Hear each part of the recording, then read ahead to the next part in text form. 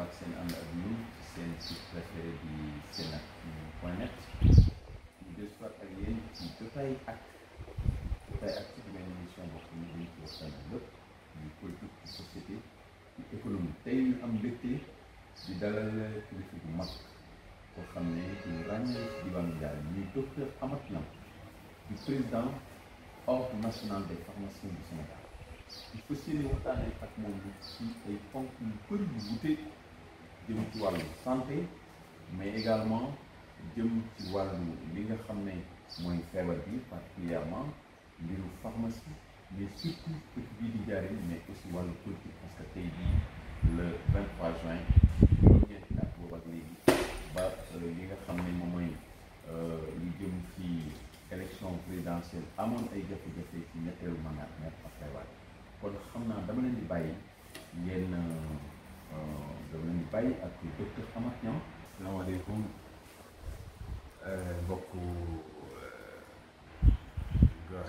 internaute Senactu am nañ di ziare di remercier mon frère El Modou ci ama solo bi mu ñu may déplacé wu Mbacké yow fii ba Diourbel pour am ñu jotaay ñu leen di ziare et ci sama tour aussi pour remercier El Modou merci beaucoup. Je pense que lui aussi dafay témoigner importance bi nga jox information pour que également toujours ngay am source bi ci war. Man nag je suis docteur Amath Niang président de l'ordre des pharmaciens du Sénégal. Mais aussi di jiite aussi l'IOPS mooy interordre des professionnels de la santé qui regroupe l'ordre des médecins des pharmaciens des chirurgiens dentistes et des vétérinaires. Yàlla dogal aussi mu nekk le vice-président de l'IOPA qui est l'interordre des pharmaciens d'Afrique. Donc voilà en fait ci présentation à ma qualité de professionnel de la santé. Donc ci titre yooyu ci la nekk pour être au service du système de santé de mon pays et de l'Afrique de manière générale. En dehors de cela aussi dañuy yëngatu ci action politique parce que réew mi aussi faw ñëpp dugal ci seen loxo pour que suñ ko bëgg ñu yóbbu ko donc voilà en fait li nga xamante ni daal suñ ko dee leeral foofu la taxaw. docteur Amath Niang xam naa li ñuy njëkkee mooy wàllu politique parce que tey jii ñu la fekk ce que mooy le 23 juin nekk benn date historique boo xam ne Sénégal yi dootuñu ko fàtte bu ñu waxee 23 juin nag xel day dem ci ñetteelu mandat Abdoulaye Wade ak ticket présidentiel bi fa waroon a am andi woon fitna ci réew mi yow tey jii ndax jàpp nga ne réew mi weesu nañ événement yu mel noonu ba nga xam ne dootul mën a reproduire ci li nga xam ne mooy histoire politique du Sénégal wala yow ni réew mi di doxee jamono ji jàpp nga ne ba léegi Sénégal weesoogul jafe-jafe yooyu nga xam ne doon na ko am ci wàllu système politique la. question bu am solo la parce que pour la vie d'une nation dafa am loo xam ne dañuy wax dañ koy tudde événement boo xamante ni sax bu yàggee dafay mujj nekk avènement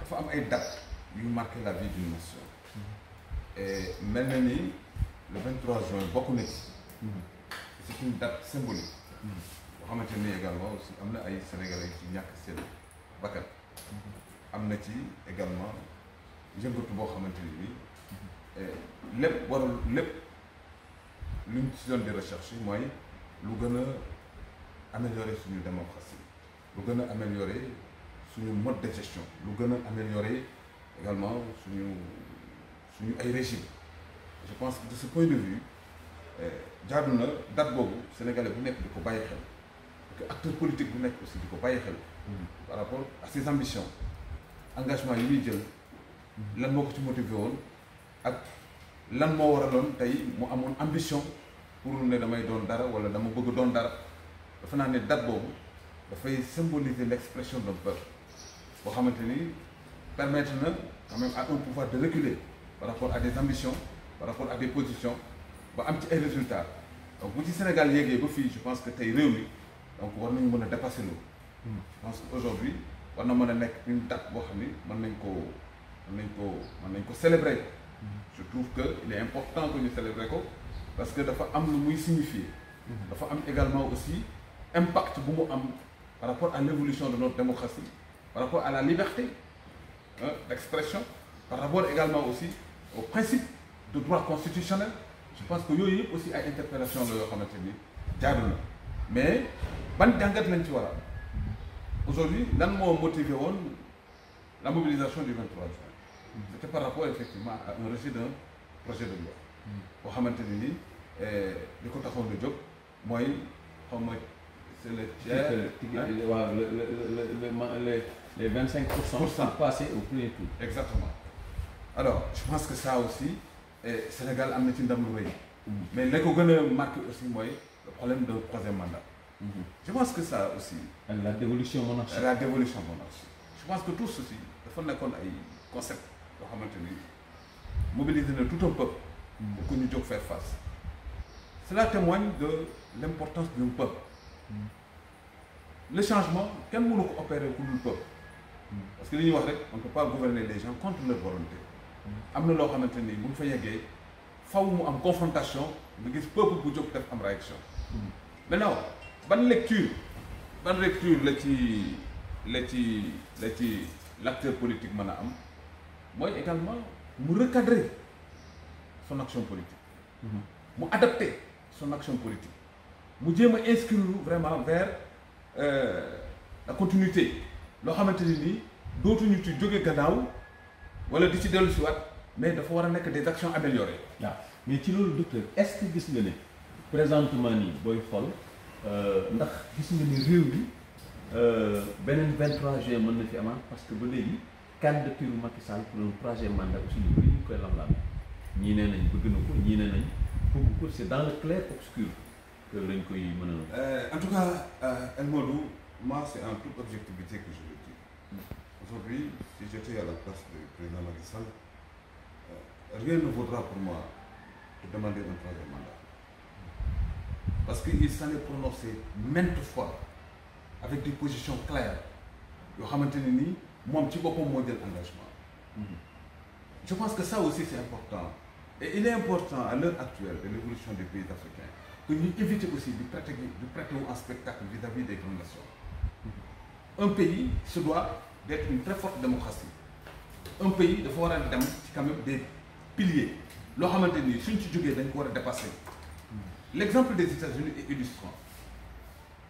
Aucun Américain n'ose, qu'importe ak loo envergure boo mënti am ak impact boo mën a am sur la vie de l'Américain, mais c'est prescrit et c'est clair. Mais il y a une vie après la présidence. Le Sénégal compte 16 millions de Sénégalais. Aujourd'hui, ils sont nombreux à pouvoir conduire les destinées de ce pays-là.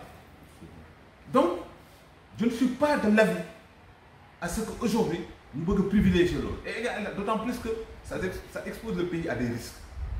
Personne ne peut te garantir qu'est-ce que cela va nous entraîner. Qu'est-ce que cela va donner comme résultat concret par rapport au rejet d'un peuple, par rapport à l'approche d'un peuple, par rapport. Donc tout ceci constitue des questions. Est-ce que le rapport risque-intérêt d'abord? Moi je dis, aujourd'hui, son âge doit pouvoir lui permettre aujourd'hui de se libérer, d'aller se faire valoir ci ay yeneen i institution, ci ay yeneen i programme, ci ay yeneen et que demain, s'il aura l'intention de revenir pour diriger ce pays, il aura toute la latitude de pouvoir le faire. Sans difficulté. Et je pense que quand même, man loolu laa gën a gëm et que aux yeux de l'opinion internationale, il va même de son propre intérêt. De son intérêt, et de l'intérêt de la nation, de la stabilité du pays et également du renforcement des principes démocratiques. Je pense que ça, moi je dis, en tout cas j'ai suivi l'autre jour,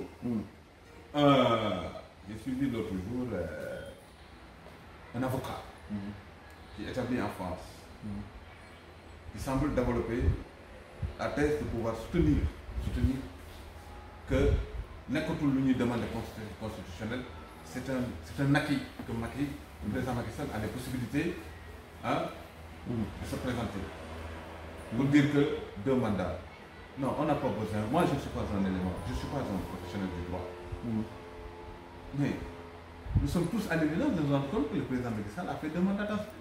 Oui, absolument. Et nul ne peut faire 2 mandats. Non, ça dit que aujourd'hui, aller vers l'interprétation des textes, tout le monde peut le faire.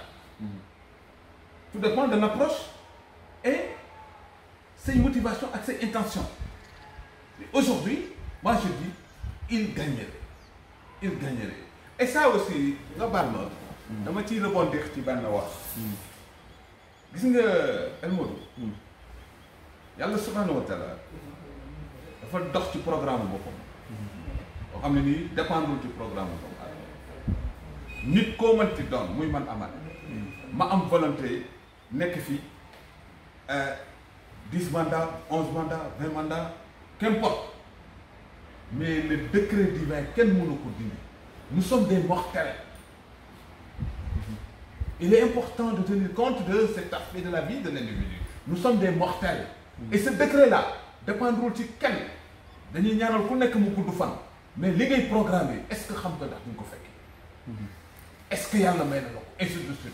Donc ci njort la ñu am. Donc li gën a rafet mooy nga jéem a dox ci loo xamante ne nii wax dëgg yàlla ku ko dégg ku ko gis dañuy xam ne lii également dafa dugg ci luy gën a jëmale réew mi ci kanam. Et je pense que qu'on arrête vraiment de vouloir. En tout cas moi personnellement l'exemple de Abdoulaye Wade en 2012 en tout cas man def na ci man lu bari. jàngat boo xamante ne nii gën na ma ubbi sama xel par rapport quand même à l'action citoyenne, par rapport au principe du droit, par rapport également le fait d'être du côté de la volonté populaire. Loolu lu am solo la parce que benn événement bu amee bu mënti doon boo xamante ni nii sénégalais ñàkk na ci bakkanam wala ñu affecté ko ci ak kii kan la ñuy incomber cette responsabilité là. Ouais, absolument. C'est important.